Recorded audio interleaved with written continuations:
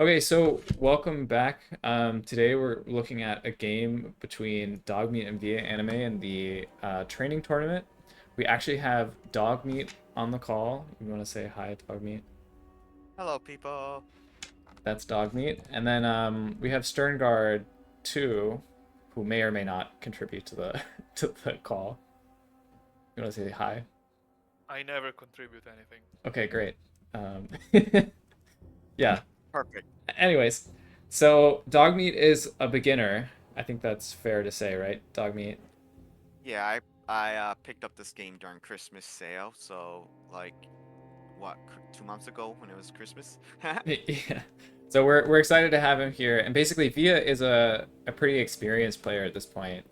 Been playing at a pretty high level for a couple I don't know, months and months now. Actually, he's been winning tournaments a lot, and this is intentionally showing a imbalanced game so that we can talk about like how we compare what a new player is doing versus what a experienced player is doing, and give Dogmeat a chance to like ask questions about and give insights into like kind of what's going on. Yeah, so just gonna like say a little bit about the game itself. We have the Greenskin player. So Dogmeat is playing Greenskins. We have a pretty large, wide line with a lot of orc biggins, orc war boys, squigs, a couple skirmishers capture points at the beginning of the game.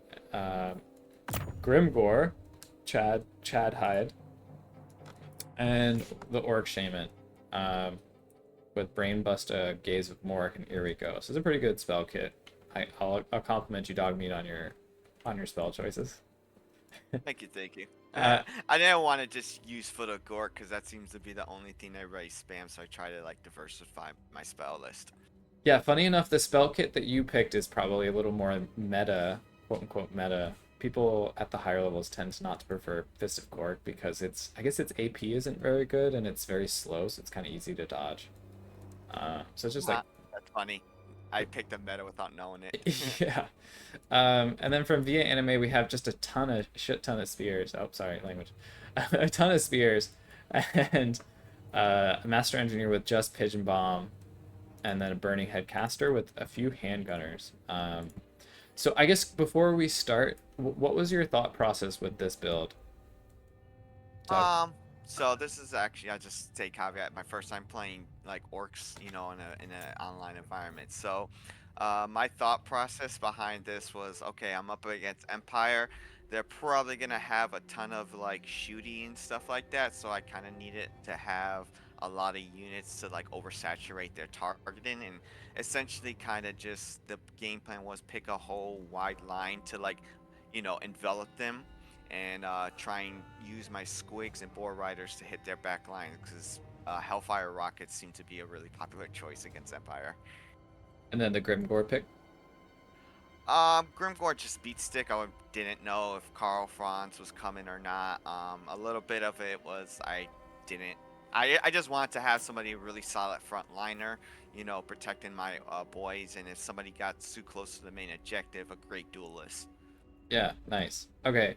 Yeah, so that all makes a lot of sense to me. I like that you went super wide, especially the way that domination is played these days on these three across the center, like just getting to the points and then being aggressive, like past the points, seems to be like kind of the style right now that a lot of players are playing. Um, the like we can talk about maybe some inefficiencies in your builds, like so orc biggins are kind of a niche unit. They're similar in concept to spear units. um, they have bonus versus large, but it's not a lot, but they do hit pretty hard, so I guess that's not wrong. They're just kind of expensive, and usually if you want to like envelop your opponent, you just go with the cheaper stuff because the chaff can kind of like trade well into spears, for example. On the other hand, if you're thinking that your opponent might bring a big tank, which which is still, it's not the most popular style now for Empire, but it's still sometimes happens, then Grimgore makes a lot of sense. Trolls make a lot of sense because the tank can't really run over the trolls so easily. And then the boar boys. Also makes sense to me. So yeah, I like your build. The only thing that stands out are the orc biggins, but even so, they're not even like arguably wrong. And I really like that you had the wolf archers to capture the points early. The Yeah, Big Ends was a choice just like from beginning campaign and reading strategy. So it's not really like I said, this is my first time taking it online. But I always remember reading in orc guides that like eventually you just want to replace all your orc boys with biggins because they're just more efficient and da da da da da. So that was kind of that idea for them over regular boys. Because I'm like, well, everybody's saying that they're just like way more efficient at killing and holding than regular boys, you know? yeah. Let's see how they do because they might just kill the spears really. Like even if that's not this isn't like what people have been doing, doesn't necessarily mean they're wrong. So yeah, I guess this is my first like major bit of advice for new players is that to some degree it's important to like know what people are using, like which units people are using, but also important to like flesh out your own style and try things for yourself because you might find that you like units that other people don't like, that they just work for you. And like having a more reliable infantry than just orc boys might make a lot of sense. So yeah, it's kind of a blend of like learning from what other people are doing and what's works well for them, but then also like developing your own style and experimenting with units on your own. Both things are really important. I could say add to that from a beginner perspective. Like this is my Greenskin game, but as you know, like my main faction is dwarves, and yeah, taking things like that people say and advice is definitely helpful, and like I use it as a guiding point, like you know what I mean. But at the end of the day, a lot of times it's based on my current skill level and just my comfortable feeling. Like that's why like I always go with like in the beginning my three def my three hero squad and stuff like that because I'm just comfortable using that. It's not the most efficient, but like it's the and so that's me developing my own style right there because like it's not it because anybody could tell you how to play, but if you can't copy their mimics and actions, you know what I mean, you're not going to be able to use it as efficiently. Yeah, absolutely. That makes a lot of sense. Okay, so You let's also have to find a balance between what works and what you think is cool. Otherwise, yeah, that's you'll true. eventually just burn out, especially at the beginning.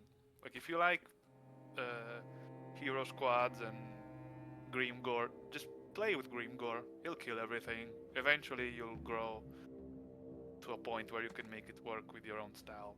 Just don't force the meta when you don't feel like it, Yeah, or you don't absolutely. understand it as well. Yeah, a lot of it, like from like you know my few months, my 2 3 months in this game has really just been testing out theories and like, okay, I'm gonna go with this combination and just see what happens. Okay, that didn't work out. Get rid of those, replace it with this time and stuff like that. So it's a lot of like, even in the month of me just joining rats and stuff like that, I've probably changed my dwarf list at least several times already. Yeah. Yeah, for sure. And Stringer, I think you're like absolutely right. Winning is only a part of playing this game. And even though this channel is focused a little bit more on how to win games, it's still really important to enjoy what you're doing because otherwise you get players like, say Nerexa. I guess Nerexa, if you're hearing this, sorry to use you as an example, but who are very very solid players, but who will frequently get kind of burnt out perhaps from playing competitively. So there's a blend of like remembering that you're not just playing this to win, you're playing this also to have fun. At the end of the day, it's a game. And so, you know, Can I add something to that? This is a little like different game, but the idea is still the same.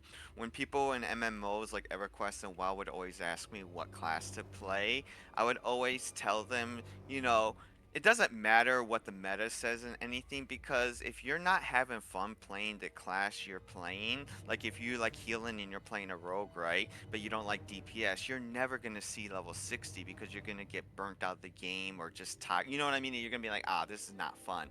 So a lot of times, like it's just play the armies you like, play what you like to cool, play the class that you think is cool, because that fun factor, that enjoyment, you know what I mean? Like, oh yeah, this is my style, will actually actually get you to the end game, as opposed to just playing what you think is the meta, and then you're just like following formulas, and then it becomes boring because you're not really like putting your own input personality into it.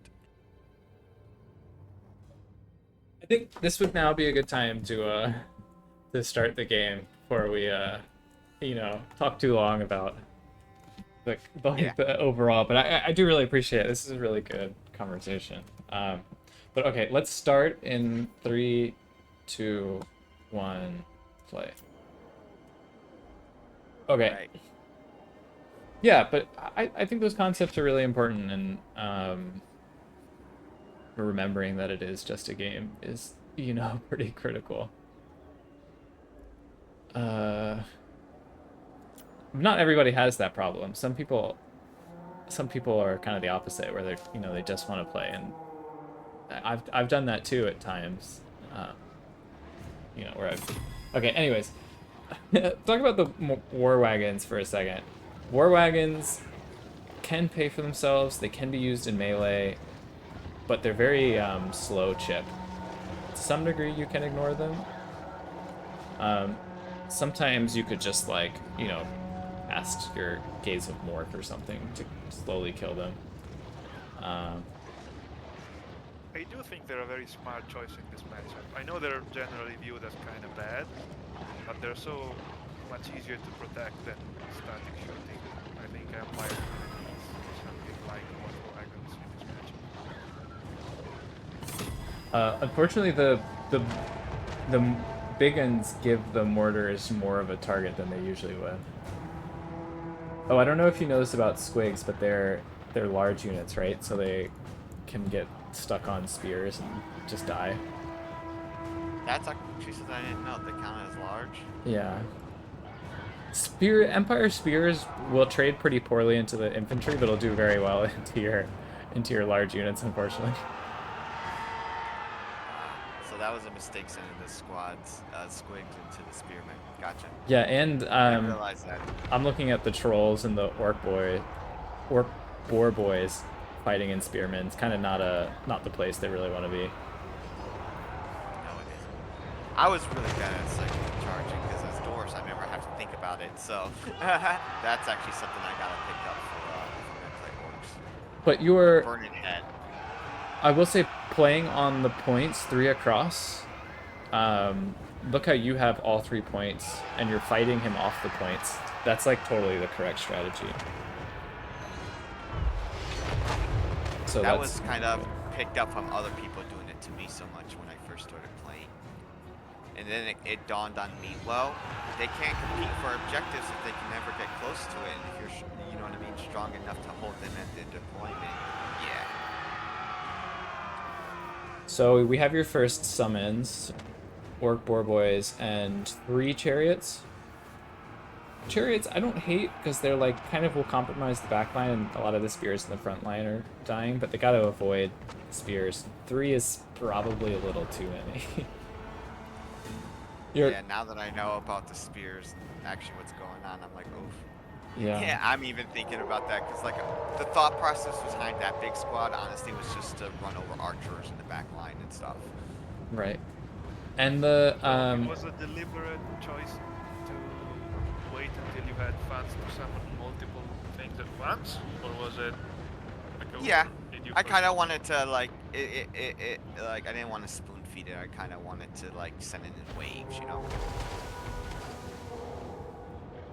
And I see your point. Grimgor is munching on the Master Engineer. Via should be able to keep him away from Grimgor for the rest of the battle, but it's nice to see Grimgor actually did make some connection. And then he's chasing him because I lost track of him. Yeah, getting a little shot by it was a little bit of a bait and switch. No, he's getting focus fired by the guns. Captured one of your victory points. That Take was it back. He's right there. That's what I was talking about, with my hero death squad. Sometimes I get too woolly happy, and I lose control of them. Don't do that, guys. Keep your heroes on the leash. Yeah, it's one of the hardest skills to learn in this game, honestly. Oh yeah, it's still happening in every game, but it's a comment about the efficiency of chariots. You want to spread them out. both in terms of like have them separate units, and have like one of them spread across, because like 3 chariots don't kill that much faster than 1 chariot. 2 chariots maybe, but the third one could probably be disrupting some other part of the formation. Okay, so that's just general advice.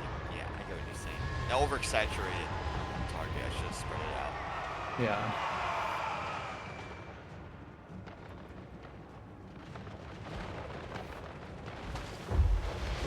Especially versus guns, like you're facing here. The more you spread out your threats, the less the guns will be able to all focus fire on the same target, which is generally what I want to do. Yeah, you could tell about this point in the battle, I kind of lost focus in my own strategy. Because remember, that was my strategy. I said at the beginning I wanted to oversaturate them. But then the game happened, and yeah, kind of shooting overwhelmed me. Everybody's got a plan until they get punched in the face. Pretty much. Yeah, exactly. I had a game plan, but then the fight happened. I will make a quick comment on like noticing what your opponent makes or is summoning, because that's a pretty critical skill to know how the battle is going to evolve. So your opponent summoned Empire Knights and Demograph Knights, and they still have some infantry on the field. So ideally, you want something that either kills the Empire Knights or can, you know, deal with some of these spears, or both. The pump wagons get kind of countered by the Empire Knights, and it gets hard countered by the Demogryph Knights. So you want to be like kind of aware of what your opponent is changing to.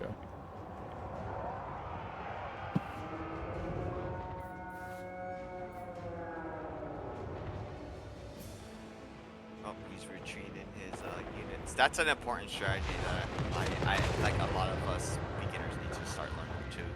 Is learning when to withdraw units to like save ammo or even just to get money when they're low on health. And I've noticed that's something I don't do, but I need to do it more often because that's what pros are doing, like anime.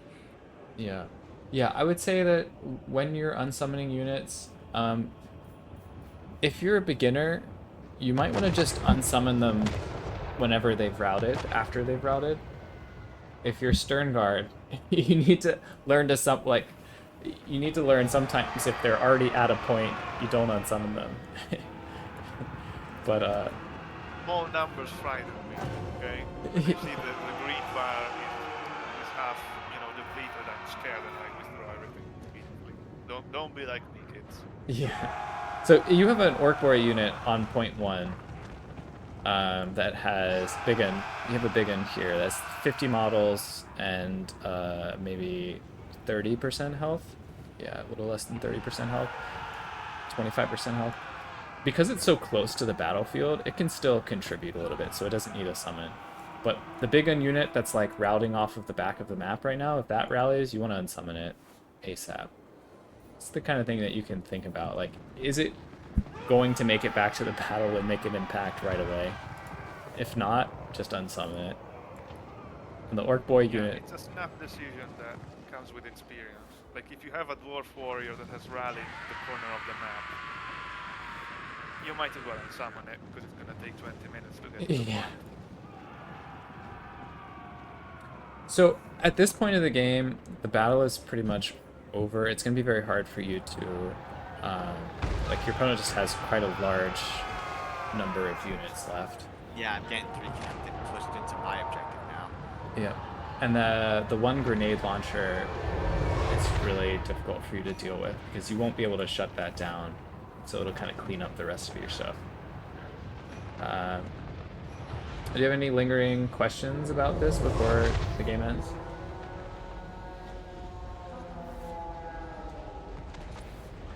Unfortunately, yeah, like I can't really say a lot about my orc gameplay because this is what's my first time. But just the general strategies, like I said, from beginner, learning when to withdraw and all that other stuff is definitely helpful. Yeah. So this was going good, going over it and stuff like that. Even if it's a loss, I don't care. So yeah, I gotta show my mistakes to the world, but learn from them. Yeah. I mean, it's never possible to win every single game. So, you know, when you lose, the best thing you can do is to learn from your mistakes. Exactly. You learn more from a loss than a win, anyways. Yeah, and I would say about the builds, I think thinking about builds after the fact, you can kind of think of like, oh, like what units would have been. Ooh, I want to check the mortar wagons actually. So 1K and 900 value. I mean, it like pays for itself, but it's slow, right? But anyways, Yeah, the main advantage is that it's relatively safe more than destructive. yeah, if you bring these units, you're playing for the late game. But oh, what was I gonna say? I have a question for Dogmeet. Woeful tidings. Yeah, go for The it. enemy has captured one of your victory Knowing- points. You know, Take we it back. learned that the main thing that went wrong here was basically giving Via the engagement he wanted because you threw your large units into anti-large infantry, correct? In the beginning of the game. And that gave him a pretty big value that was able to stop your shoving strategy, which I think is correct, by the way. Like the initial idea was very much correct. Knowing this, you know, knowing that you should not charge squigs into spear because even if they look small, they're actually large units. If you could replay this game again, would you do something different? Like, what would you do? Same builds, same everything. I definitely would use my. Originally, I tried to use the squig hoppers as a destructing unit to like get behind the handgunners and stuff like that. But knowing that they're large and he had so much spears and guns, with that knowledge, I probably would have made them more skirmish, like hopping between objective 2 and 3, and being more of that kind of like skirmishing melee, helping out reinforcing the lines and attacking the back of the flanks, instead of trying to like rush up to their lines and disrupt them. That was a good question. I like that question. Thank you. Good I'm very teacher humble. question. Yeah, that actually is really good. It makes you like, okay, now that you have this knowledge, what would you do differently? I like that. You also gave a pretty good answer. Like when you have the points, I know that the instinct, it's a mistake I often make myself, is to kill the other guy. But once you have the points, the more time passes between you know you start accruing points and when value is exchanged, the more time it passes, the more it favors you. You don't need to have a decisive engagement immediately, right? You have been I get what you're bested. saying. You're kind of playing There to is the only timer because defeat. you know at this point Correct. the pressure's on your opponent. You know what I mean? To like get me off the objective. If I have all 3 points, then I can just sit there and be like, okay, And now we're playing a constantly waiting game. attacking is good if in even going at a value deficit potentially is a good idea, but not attacking because you must attack because you must. It's a circular, you know, it's a circular logic at one point. Don't attack because you feel like you need to attack. Attack because there is a point in the attack. Yeah, yeah, that's another like. It's a Wow, hard that's thing to like learn. some fucking Sun Tzu stuff. You Hey, went wait. philosophical right there. I like that. Language, Dogmeet. Oh, sorry. Yeah, it's okay. Yeah, it's very true. So for anybody who's viewing, Leech Lord has actually appeared too, so he's contributing to this now as well. But yeah, just looking, I'll just briefly look at the ending armies. We have the Orc Boar Boys did reasonably well, but you know, mostly just got shot. So I think that kind of underscores the importance of like if your opponent is gonna have a few DPS units, so like his handgunners got 1500, 2K, 600 each, and the mortar wagons got, you know, 1K each. Basically, his strategy is I'm gonna have a bunch of chaff just to protect my few DPS units. Going wider instead of having maybe like one orc big end is fine, but going a little wider in the starting army can help you cut through some of the chaff to get to like the valuable units, or even just not give the valuable units, the DPS units, his shooting good targets. So yeah, there were some things like the large units could have gone around the formation and gotten on a little better onto the thing, but trying to understand that like why Via brought so much chaff, really just to screen out your your infantry long enough that his things could shoot. And he could get his cavalry in positions and stuff like that, Yep. holding the lines. Yeah, I think Hippos highlighted a bit of an inconsistency in, between your logic before the game and the army building. The logic was correct, which is I will overwhelm him with targets that aren't really that valuable so that he cannot shoot, because I expect him to bring lots of shooting. But then in the army build, you brought more expensive stuff because they will hold and kill more. That means you have given him better targets to shoot. Yeah, like in that case, with that, like if we're gonna go back to some things I could change, knowing that, knowledge, I would change up to where I probably bring in more goblins and orc boys. Maybe keep one or two big in units as like holding back for my damage, but as far as like build goes with that like knowledge and seeing a little bit of experience too, like I had to like do that and then oh shit, that's a mistake. But yeah, I would like definitely bring in more like goblins and orc boys in that case. My original thought about like orc biggins are pretty good because they're good in the campaign kind of got shut down right there. Yeah, and that'll come from experience too, but that makes sense to me. Also Grimgore is something that you could consider replacing for either a cheaper lord or just, I mean, he's fine, he's just a little expensive, so you can think about how you would want to just, just have a super wide army and crush your opponent. But anyways, I think this is a good place to stop. I'll just do a quick outro. So anybody who's watching this, definitely let me know if you like this style. We can consider doing more of these in the future. And yeah, thanks for tuning in, and thanks Dogmeet and Sternguard, and even the errant Leech Lord. Really appreciate everybody's comments. Yeah. Okay, say bye bye. Bye bye. Bye. Bye bye.